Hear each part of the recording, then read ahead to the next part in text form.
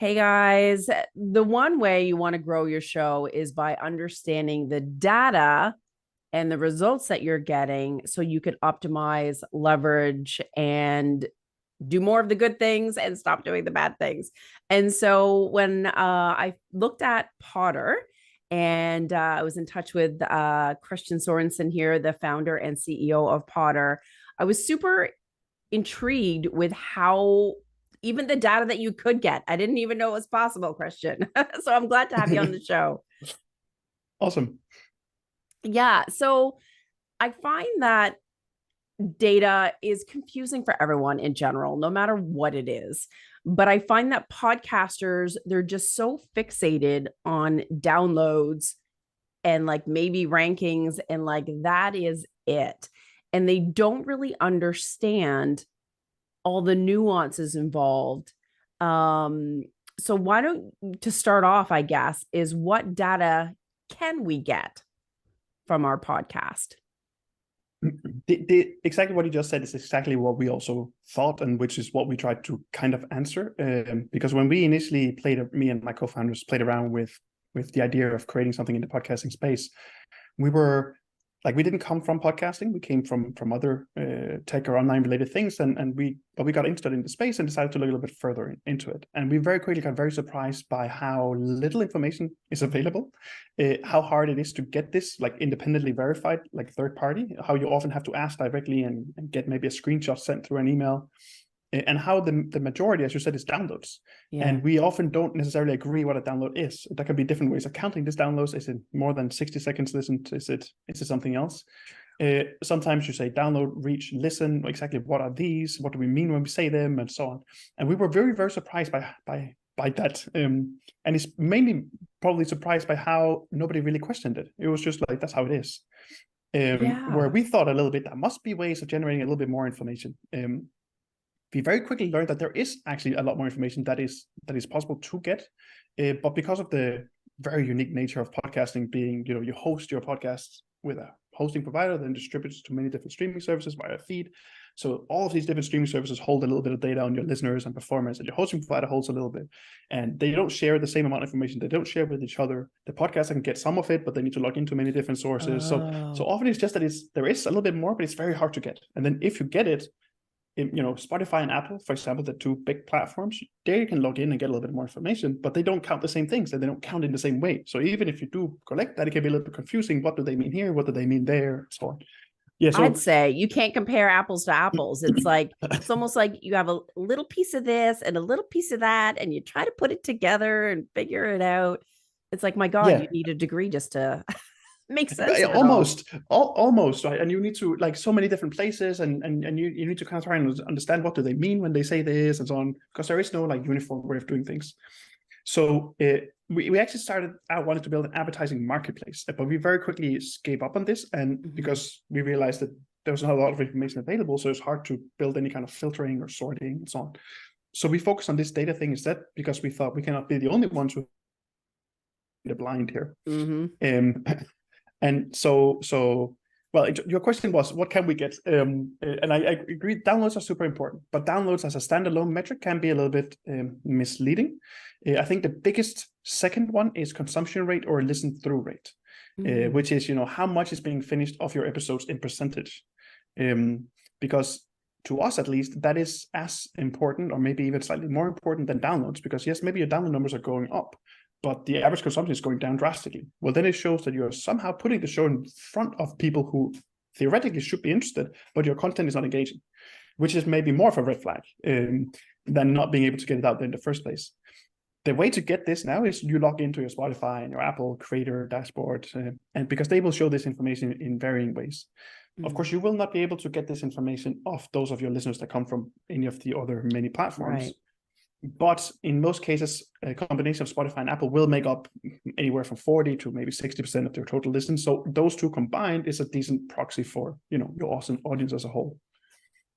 Otherwise, some of the stuff that we also just find that is interesting is to not just look at the downloads as an ultimate number, but look at them as in, in for example, relative to similar episodes, because of course in the beginning you get fewer downloads than you get when you have created thousands of episodes. So just looking at total numbers over time is not so interesting, but looking at the last 10 and then how each episode fares versus them, for example, it's quite interesting. Or simply things like pacing. Are some episodes like peaking in the beginning but then fading quickly? We tend to favor those because we look at early downloads. We may not be so good at looking what we call evergreen, which is shows that may be slower to peak but may continue to drive listeners for a long period after. They often get overlooked because they never had that peak, whereas in reality they may actually be the ones that ends up bringing all time the most listeners past your show. So the same numbers but just breaking them down in many different ways. I love how you said that about how the journey of the episode, basically, like, are they getting is there that peak at the beginning and then it just drops off? I do love when I see and look at like stats where like there's an episode that like still gets listens, like, and it's been like, a year and a half, and you're like, yes. And clearly that content and that topic is resonating. So like that, even right there, why don't I do other episodes that relate to that, and maybe they'll get more downloads? It's literally exactly this is something that we're really starting to focus a lot on now. We worked out also a way of calculating what we call like an evergreen score, where we try to give every episode like a score for how much. Well, it's a kind of a complex calculation, but essentially it tells the higher that score, the better this episode performs down the line. As kind of a easy way for a podcaster to identify, you can rank your episodes based on that, and you can see which one of them perform best as evergreen. And then you can see, okay, well, there seems to be a trend. Whenever I, as you said, discuss these subjects here, they tend to perform longer down the line. Maybe I should consider covering these more. Or these episodes seems to continuously be interesting. Maybe I should make sure to keep referencing back to them in future episodes, because they tend to, like whatever it may be, but so that it's very easy in front of you to see which things are performing best based on various metrics that are essentially still based on downloads in most cases, but just put in perspective or in ways where it's easier to identify trends or identify the whys, Yeah. I love that. And thinking about the whys. Now, those that do peak high and have like a ton of downloads, but it's just in a short amount of time frame. Are there things that you can do to be like, okay, obviously the interest was there, it just wasn't sustaining? Are there things that I can put into place to make it evergreen? Yeah, so of course we never know, is it a marketing problem or is it a content problem? And one of the slight limitations we have is that we don't look at the content. We don't do anything on the content at all. We just look at all the data around the show. So we can help you say which episodes did certain things, but we cannot tell you so much about why it is. Yeah. However, what we are often finding is that, of course, it depends on the nature of the show. If you do a news show or a sports show, you're going to talk about current events, of course. Right. And current events are limited by being current. So they're exciting now, but they will not be exciting soon. Yeah. For most other interview-based shows, it is more, you can by thinking a little bit about it, you can try to focus or at least put the angle so it's more evergreen, or it's going to be interesting for a longer period of time. We just tend to, because we like the fix of the download hits, so we tend to chase a little bit the what is like, this is really popular, I better talk about it. Or sometimes we should stop a little bit and think, yes, this is really popular, but will it also be? Or this other topic that's not as popular, but has a higher potential to be in the future, will that actually end up being more of a long-term? Like we think of a podcast as a pillar of content, not just as an episode per episode per episode, and the only thing you're thinking about is the last and the next episode, but rather as a whole living thing. And we also like encouraged in planning of these episodes, then thinking, how can I add to the whole in a way that will work for a longer period of time, but also bring traffic back to the back catalog, or that back catalog can help bring traffic to newer episodes. So it's a little bit just of a mind shift, or using, there are tools like Google Trends or other tools like this, where you can literally just plot in a keyword and see, this is really cool right now, but has it been cool before? Is there anything that indicates that this will keep being something that people will be looking for or not? Or does it look like it will be a thing that just goes? So to answer your question, no, I don't, or at least I don't know, because sometimes you're also testing, lucky that right? maybe you get testing, but the proper way of looking just at numbers like this is maybe you have somebody with a huge following on social media that for whatever reason shares one of your episodes. So you see a huge increase in traffic on one episode compared or listens compared to others. And you may draw wrongful conclusions based on that information. So it's also like, you know, the bigger the sample, the longer the period of time, the better to weed out these kind of things. I love that. And so I know with the Potter and the data that you get, one of them that surprised me was the persona card that you have and the data points that you can get to understand the audience personality. Can you explain that? Because I didn't even know you could get that data, honestly. And you can, and in this also very complicated because, you know, there's privacy concerns to take into consideration, and especially because we are a European startup, so we are under these GDPR privacy compliance rules that we have here, which are very strict. Which meant that we looked for a long time to try and find ways of doing this, and we have ended up finding ways of actually doing this. It's just that everything that we collect goes through a bunch of different processes, so it's anonymized, that we don't store anything that could be considered personal information. And the external services that we use to generate a lot of this information are also European and are therefore also GDPR compliant. This means a lot of the stuff that we do is probabilistic. We don't know for sure because we don't track individual listeners. We use a bunch of different signals and signs to assume or determine that this is the most likely. So this is also why we cannot say, oh, you had one listener who was this demographic, you had one listener that was this demographic. No, we can say the people that listened to this episode tend to fall into these demographics brackets. So it's you know, we divide, we can tell you, for example, rough income level of an audience, but rough, we can tell you rough, maybe savings level. We can tell you if they're likely to have few cars or many cars, if they're likely to have many kids or no kids or one child or things like this. Which is all probabilistic. However, at scale, this becomes very, very accurate, which is where it's very interesting. And the benefit of knowing this kind of information is a little bit twofold. What we find the majority use it for is if they sell ads on their show, it's quite interesting to have this information when talking to advertisers, because not many advertisers are used to being able to get this information from a podcaster.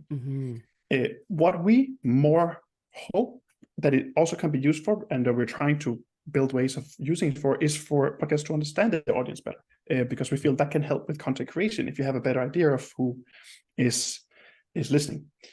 The next one is this, that the personality, the way we do this is that we just take all of the publicly written reviews we can find about a show. Then we use a machine learning algorithm that we have not built it, somebody else has trained it, that is trained on Myers-Briggs Big 5 personality types, that reads all of these reviews and tries to assess the personality trait trends amongst the authors of these reviews. So it is not perfect because it's not a one-to-one on every single listener of the show, but of everybody who's ever left a review, we have a somewhat good indicator of the personality traits they have. We accumulate them and we show them on the dashboard. So again, it is probabilistic. We're taking what we can get and doing the most with that to get these indicators. What we do find, though, is that they seem to be very accurate, because there are certain shows where you would assume certain personality types or trends would listen to those kind of shows, and this is typically also what shows up. The persona that you refer to is that, because it's still just graphs. Oh, can you hear me? Yes. Okay. It is still just graphs and numbers and tables and so on. So it can still be a little bit confusing to look at and try to derive something from it. So with the persona, what we did is that we just did like a cross-section of all the data and said, based on everything we have collected, this is what your most typical listener looks like. So it's like an average of all the data that we collect.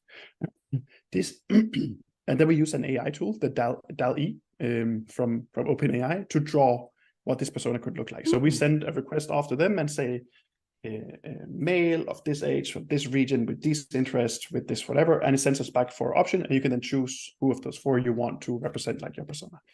So it's a little bit of a fun gimmick, but to try and visualize what your typical listener.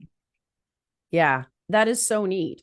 But even to get that idea, and that rough kind of, personality profile, that's what I was looking for, it can help you attract that audience more effectively, and then also speak to them like when you're, doing your intro or you're in your podcast, creating content that appeals, to that listener base. That's what Yeah, we're like hoping. how would you Right. use that data? Like for the personality type specifically, we actually have a little written description also on the dashboard, where you see the top 5 highest represented for your show. And then we have a little written description exactly for this purpose, saying people with this personality trait tend to like maybe being involved or slow pace or entertaining stories or whatever it may be, for the reason so that you can tailor a little bit to them. This is maybe particularly helpful in the case of where maybe we ask for, please leave a review or sign up to my Patreon or whatever it may be. If you know how to appeal to them, how to say it in the right tone, that might help a little bit with this. Yeah. But again, in most cases, we try to provide the data, we try to enrich it where we can, but we try to also not, well, actually, we're changing a little bit to try and also make it more like, here's what you should then do. But we try to not interpret too much because we still think we're not the expert on your show. You are. The content, all of these things. What we can just do is give you more information that can help you draw better conclusions, if that makes sense. It totally does. It's like you're helping to guide, saying, here's what you can do. Here's how you can look at the information. Here are some suggestions of your approach or what you can change or what you can update based on that information. That's super helpful because sometimes you have like, all these data tools, but then you're like, what the heck do I do with this information right now? Yeah. So at that, we run into this a lot still, right? We have a lot of people that they see it and they sign up. This is super cool. This looks great and so on. Then they sign up and they log in a few times and they get a little bit overwhelmed because it is true that in many cases, you don't need to know all of these things, maybe, or it depends individually what is interesting, what is not. So we are also trying to package things in ways so that, it becomes a little bit more like you don't have to look at all of this. Just look at this, and that will be enough for you to get maybe 80% of the output of it.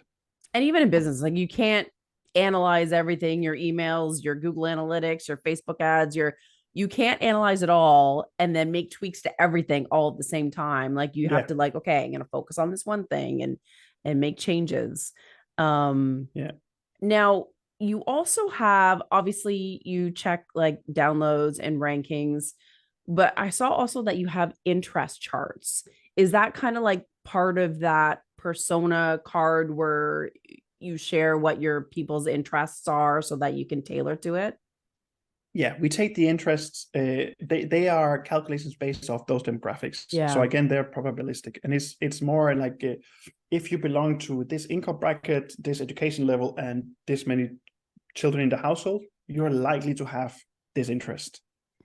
And then we list them, and they have like a ranking from 1 to 10. The higher that number, the more likely it is that the audience has this interest. Yeah. It does not mean that 10 out of 10 has it. A 10 out of 10 just means it is very likely. Yeah. Because again, we don't know for sure, right? We're not it's not the browsing history of people's phones or anything like this, because we're nowhere near that. So it's more like old school audience measurement style. Like in the old days, you would get flyers through the mailbox, and these would be tailored a little bit to maybe the neighborhood you lived in or similar. It's a little bit more similar to that. Yeah, that makes sense. And of course, you can't talk about podcast stats without looking at rankings. And I find that podcasters, again, don't know what they're ranking for or where, how to look for it, where to look for it. So I would love for you to kind of, just kind of explain what rankings are and where you can find that data. Besides this is also, again, besides Potter, yeah, you can pull it all in, so you're not looking in 50 places. Yeah, that's another thing we try to also just do, collect, like we try to do a lot of stuff that is unique to us, but we also just try to collect everything into one so that someone uses Potter, they wouldn't necessarily need to log into many other places. But the rankings is always such an interesting subject because do they matter? Do they not matter? Why do they matter? What influences them? But fundamentally, of course, what they are is it is the order of which your show appears when someone opens the Spotify or Apple app and clicks your category and then sees it. So, of course, a higher ranking means that you get shown quicker, which in theory should translate to more new listeners that discover you through there. And this is, of course, impactful. But how impactful it is not so clear, because it seems to not be so often that a user will pick up their podcast app and then go to a category and then browse through and then select. Typically, we hear about a show somewhere, we subscribe to it, we get a notification when the episode is ready, and we start listening. But of course, it's still better than nothing. Absolutely. It is also interesting because both Spotify and Apple, they don't reveal how they calculate these rankings. What we do is just that we collect them once a day. So we store them in a database once a day, so we can show you how you have fared in all the different rankings over time. But we know that they favor shows that somehow perform better. What they consider performing better is it listens, is it consumption rate, is it followers? That is not entirely clear. But a higher ranking indicates that you, according to Spotify or Apple, are performing. So of course, there's also really interesting for that that piece of information. It's, however, also slightly confusing that because shows fluctuate. Like one day you will be number 10, the next 54, the next 18, the next you're out of the rankings, and then you're back up again. So what we're finding is we collect them all every day, and then we show you like in a chart. But if it's a big show, you may be in hundreds of different charts because there's so many countries, so many categories, and they all go like this over time. And it's a little bit hard to, like, what do I learn from looking at this? So we're trying to find different ways of making, for example, now we try to simplify. We still show you the graph, but we'll also just show you your average ranking over the last 30 days. So it's one number instead of looking at these constants. We don't really, And then I also think that, like, also noticed that many podcasters often, for example, in media kits, they will put that, at some point I was at this ranking in this category in this country, and then put that into there. We find that to be a little bit of a misleading statistic, simply because we know it fluctuates so much daily, and we know it's hard to nail down why and so on these fluctuations happen. So we try to always do things as an over time or relative to something or something, so that you understand how am I faring, rather than just at some point I was, if that makes sense. Yeah, but it is exciting when it happens, not gonna lie. 100%. But this is put it out. Hey, people are listening, people are noticing, people are caring, so check it out. but we would like to help people understand why that happens in some way, instead of just that it happened. And because nearly everybody we speak to are like, yes, but I don't know why, and now I dropped out and I don't know why. We would like to answer those questions. We would like to figure out if we can see the logic in the trends, something that clearly explains why are these fluctuations so big. And then another thing is also that, for example, Apple in their app, they update this several times a day. So you will change slightly your ranking several times a day, we think. We just collect it once a day at the same time every day to get an as objective score as possible. But we know that there are other services like Podchaser or Phonic or Listen Notes that also collect it once a day, and they collect it at another time of day than we do. So if you log into them and us, we will not tell you the same. So we will say today you were 18, and they will say today you were 26. Just because depending on what time of the day you do it, and so it's kind of a hard metric to turn into something particularly useful, because it fluctuates so much and it's hard to explain why.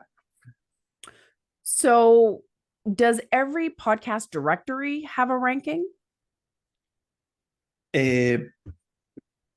Most of them do, but we only look at Spotify and Apple because they are kind of like the ones that are, it's Apple makes up by far the most listens for nearly all US-based shows, and Spotify makes up by far the most listens for nearly all European-based shows. But a combination of those two nearly always makes up 48-60% of the total listens. So they are kind of like the standard that is being used. So we only check those.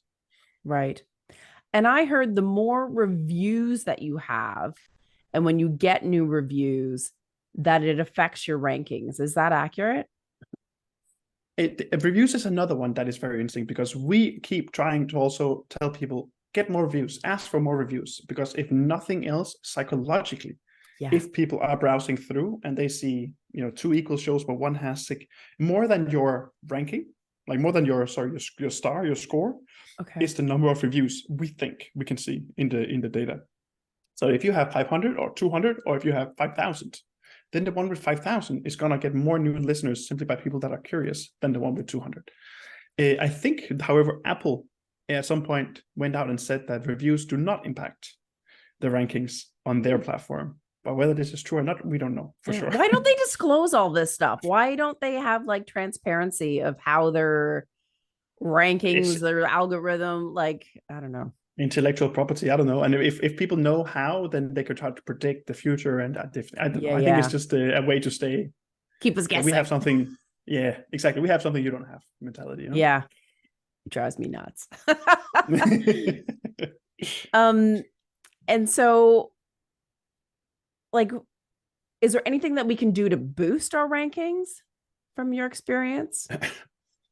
Again, it's hard to really nail down on what it is, but for what it seems like, it just seems it's a standard, like good advice.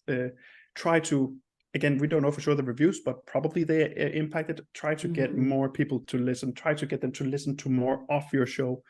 Try to get more people to follow and subscribe. On those two platforms and so on. So, you know, better content, better marketing, and it will come with time. Yeah. I don't think there's any. It seems like some of these hacky where you some of these, mainly they reach out on LinkedIn, these podcast promoters that say, oh, I can boost your show if you pay me some money. I don't know if it's fixed or not, but it did seem at some point that did influence rankings very positively for one day, and then it drops down low. So it does seem that downloads is a big metric here, but it also seems that they also penalize if it looks like it is fabricated download, or if it's, you know, unusual traffic or something. So, you know, general good advice: focus on creating a good show, focus on trying to get in front of the right people, and the rankings will follow. Yeah, that makes sense. So obviously it's beneficial to be on every directory so you can be in front of as many people as you can. But obviously, like on our website, when we're marketing, yes, you want to direct traffic to your website for obvious reasons. But should we only really be also sharing, like, listen on Spotify, listen on iTunes, and not mention the other directories in our emails or marketing or on our website because of the data that you're able to get? It's a difficult one as well. Again, I think what we would, if we help podcasters one-to-one, what we generally try to do is say, share what is most likely to be what the listener would use. Like, make it as effortless as possible for the listener to listen, but also to subscribe or follow. Right. So there are different, these smart link we also have one, but there's different, like, smart link services where you can share a link that, you know, if I open it from my Android phone, it will redirect to Spotify. If you open it from an app, for a Mac or an iOS, it will open on iTunes. Or maybe you open something, you get the option of which player that you want to use. Yeah. One thing that for sure matters a lot is subscribers and followers on Spotify, well, on all the platforms, but especially Spotify and Apple. So redirecting people there and having a clear ask to please remember, it will help me a lot if you would click follow or like, subscribe. Yeah. Whatever it is. Because first of all, they auto download new episodes unless they tell the app not to do this. But also they get notified about everything new that you do and so on.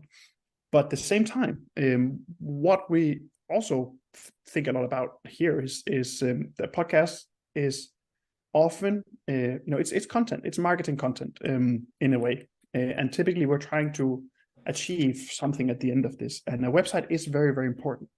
So we try to encourage people to, on the show, mention, by the way, if you are interested in this, I have more resources on my website, or I also have a newsletter, click in the link in the show notes if you want to sign up. Yeah. So rather see it as, whenever you share the episodes, the show, share it where it is the most frictionless for the listener to get to listen to it through their favorite app, and then subscribe and follow, and then use, when you have them there, to promote, come also sign off on my newsletter if you like what you have to say, or my Patreon, or whatever it may be. Yeah. Through there. That's great advice. Rather than, I think if you lead them to the website, often maybe we'll listen to that one, but they will not be subscribing or something. And it, you know, rather get them in the loop. Then, have them there. Yeah, that's a great point. I appreciate that. The other thing I wanted to ask you is about, like, your competition. I saw that you had competitive analysis coming soon, so I was quite intrigued. What can we learn from our competitors? So we're this is coming soon. We're trialing it out a little bit. We're trying to do many things with various AI tools on our data, and we're trying to, like I talked a little bit about this evergreen in the beginning, something we're focusing a lot on. A really good way of identifying evergreen content is also to look at similar shows to you. What do they tend to do? What tends to perform, and so on. So one thing you can learn from competitors in terms of other shows is I think often we see as, oh, they're performing well, I am unhappy, or I'm jealous, or whatever. Instead of saying, oh, they're performing well, what can I learn? Should be more the approach. And so we're trying to do things that can help you understand what do other shows do. This competitive analysis is a very basic one where we try to find a bunch of shows that are similar to yours, and we then break down where they are better than you, where you're better than them, where you can learn from them. It's like a few different things. Yeah. To try and make it, like, again, like, instead of having to spend a lot of time reading or listening and so on, we try to break down in more like bullet point form. Here is what we think. I love it. You can learn from them. Here's what we think you do better than them. It's not perfect, because one thing that's very important with what we do is that we're a prefix-based solution, meaning that we can only generate data on the shows that we actively work with. So a lot of the data that we generate, we only generate on the shows that we work with. And the shows that we work with, like if for example, your data with us is yours. So we cannot share your data with anybody else. So anything we generate on your show, only you have access to. So we cannot use your data to give someone else insights on your show. So the only information we can use to do these kind of competitive analysis on similar shows to yours is whatever is publicly available. So show notes, transcripts, episodes, rankings, reviews, etc. Okay. That makes sense. And that's wise. That's good. Privacy is important. It is, like, it's very, very important. Yeah, and absolutely. this is something that's very, very important for us. Like, we're not like a aggregator that people can come and buy data on shows through. No, we are like a SaaS solution for individual shows or networks where we can help them generate data on their shows. Yeah. I love that. Yeah. Data is so useful because it just helps you move the needle and figure out what's working and what's not working so that you can grow. One question that I should have asked earlier actually is, so the data that you're getting, is that useful for all podcasters? Do you need to have like podcasted for a year in order to like get that data? Should you be doing it from the beginning? Does it matter? It does matter, unfortunately, a little bit. And it's like there's no general rule here, but the more episodes, the more downloads, the more reviews, the more rankings, the more of this, the more we can do. Yeah. Because we rely on stuff we can find and then analysis of this. So if you don't have if you can't find any reviews, there's no personality analysis, because it's based off of those reviews, for example. The same with the rankings. If you don't appear in any rankings, we cannot show anything on that. Yeah. And we're doing a lot of more and more analysis off of these things. So of course, the less input, the less sophisticated this analysis. Yeah. Whether to do it when you start or not, we would always say, yes, do it when you start, because the more historical data, we can only tell you what happens from the moment you sign up with us. We cannot tell you what happened prior to this. So everything we show as a evolution over time, or what happened to episodes you released before us, well, we don't know until this time. So whenever we do stuff like this evergreen score, or how stuff or episodes are faring against each other, well, everything that is from before this, we cannot include in those things. Yeah. So the sooner someone signs up, the more things we can do. That makes total sense. It's a general rule. Yeah. And we always say, if people are creating like their second or third show or something, sign it up from day one. Go on us, get a free plan, and just let it run, because the more of this we collect now, the cooler things we can do in the future. Yeah, that makes total sense. It's kind of like putting your Facebook ad pixel on your website before you even think about doing Facebook ads, so at least you can generate that data. So I can't remember where I heard this, but that consumption data where you learn, do people listen to the whole thing? Do they drop off halfway through? Do you need a certain amount of downloads to be able to get that data? I heard you need like 1,000 downloads per episode or something before you can actually get that data. Is that accurate? There is some threshold, but I don't remember what it is. Yeah. Spotify and Apple, they those are the two platforms that will show you this information, and they are essentially also where we collect it from. Yeah. They have some threshold before they start showing it. I don't remember what it is. I must admit, no worries. I don't remember, exactly what it is. Yeah, I wasn't sure. But I'm not sure it's 1,000. I think it's less, but it is something per episode. Yeah. which I'd makes have to go back sense. to, yeah. Yeah, I know. Who knows what goes on behind the doors of Oh, Spotify and sorry. Apple. It's the same also with our demographics data, where we can tell you about what brackets the audience most likely belong to. This we in theory start showing things on the overall screen as soon as we have one confirmed hit, but we need about 500 hits before there's enough volume for statistical anomalies to kind of be weeded out for an overall image of the show. Yeah. And in order for us to have about 500 hits, we need about 2,500 downloads over any period of time. So it's not within a month or for a certain episode, but from 0 to 2,500, it may still, like, there may be big fluctuations in the numbers as new downloads come in, whereas after 2,500, it starts settling. That makes total sense.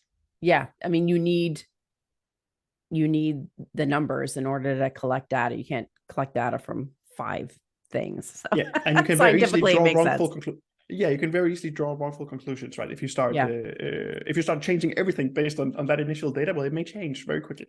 Yeah. What is the most surprising thing that you've discovered from data for podcasts over the years? I don't know if surprising, but no, this is not surprising. It's actually the exact opposite of surprising, but that was still surprising. Like whenever we did some kind of like larger analysis, meta-analysis on shows, there tends to be very clear logic between what kind of demographics listens to what kind of shows. And the trends are quite clear to see, which is something that for us is quite interesting because, you know, what we do is kind of, you know, we give you reports on what your audience is like or what happened based on historical something, but we don't tell you how to reach a certain audience. But in theory, we're learning that it's quite possible that we can also predict what kind of content certain demographics would likely want to listen to, which is interesting because it's so doing it in reverse. Yeah. So for example, if someone says, actually, I don't want to know what my demographic is right now, or I would like to talk to this demographic. How should I tailor my content a little bit in that direction? And this is some of the stuff that we think we will be able to help with in the future. Saying that, okay, you know, because we often have this, you know, I like to talk about this, or I talk about this, or I think my existing audience like this, so I will talk about this. Yeah. Whereas there's more and more of a trend towards, I would like to talk to these people. How do I make it interesting for them? And we think we can help with this. Like, so take that out of being I think maybe because something to a very data-driven kind of roadmap for content creation. Yeah, I love that. It's like reverse engineering. I almost think like the AI on how we do the prompts and how we're getting information is making our brains think slightly differently of like how to look at things. It's very interesting. It's super interesting. We also use many of these generative tools like ChatGPT and some of the others also just in our daily work, or if you get stuck on something, can you help me? And it's true, you start thinking in those patterns. I know. Instead. It's so bizarre. Yeah, I love it though. It's kind of neat. So I so appreciate you diving into, you know, the insights and how it can drive success and what we need to look for. And even at the very least, wrapping your head around all the moving pieces. But how can people work with Potter so that they can get better at their podcast and get those data points? Well, sign up, try us out. We have a free, like anybody who signs up for the first month, they get access to all of the pro features of the platform for free to test everything out. If they after that month want to continue, it's $25 a month to get access to all of these things. If they don't want to use all the features, they will actually just revert to a free plan, which is limited, but the main limitation is that we cap the amount of historical data you can see. So it's still you can still log in often and see how things are going. You just cannot do so many comparables over like a longer period of time. Yeah. So this is the first thing I would absolutely recommend people do.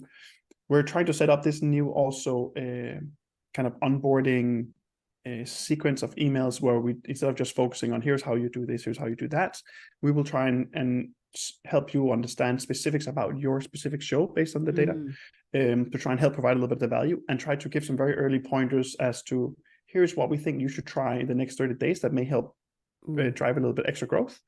And then measure at the end of those 30 days, here is the growth you have seen or have not seen. Right. As a way of holding people's hand a little bit, because we realize 30 days may sound like a lot, but if it's a brand new tool with a lot of information and you release maybe an episode once a month or once every 2 weeks, and you also need to still produce your show, you also need to do all the other work you have. We want to try and make it as easy as possible to get a little bit of value out in that trial period, so you can sense whether it's, you know, worth it or not. Yeah. That's great. It's so good to get that expert insight of how to use that. Again, even if you're taking one piece of data and shifting things and you improve it by 1% and it like compounds itself over the year, it can impact your podcast and your business tremendously. Exactly this year. This is some of what we think many podcasters, they struggle a little bit with. They see, okay, but I'll do this thing and it'll have this little impact and it'll take me this much time to do. Yes, but it'll have little impact repeatedly. Yeah. And then if you couple that with also a few other things, you implement one new thing every month or whatever it may be, it really can have a massive impact down the line. But also, I think many people struggle with, I'm not entirely sure this is a good idea, so I will spend a lot of time doing something that may or may not help. You know, we're trying to take the guesswork out of it a little bit by saying, based on data, here's what tends to work, so that it becomes a little bit more or less risky or less scary. Absolutely. So do some of these things because there is at least something backing it up. Yeah. And you're not second guessing yourself. Yeah. Absolutely. And really, like that one little thing can give you the X factor over your competitor. So yeah, absolutely. I so appreciate your information and your insights, Christian. And obviously people need to go to potterapp.com. And thanks for coming on the show. Thank you, Lizzie. It was an absolute pleasure. All right. See you guys next week.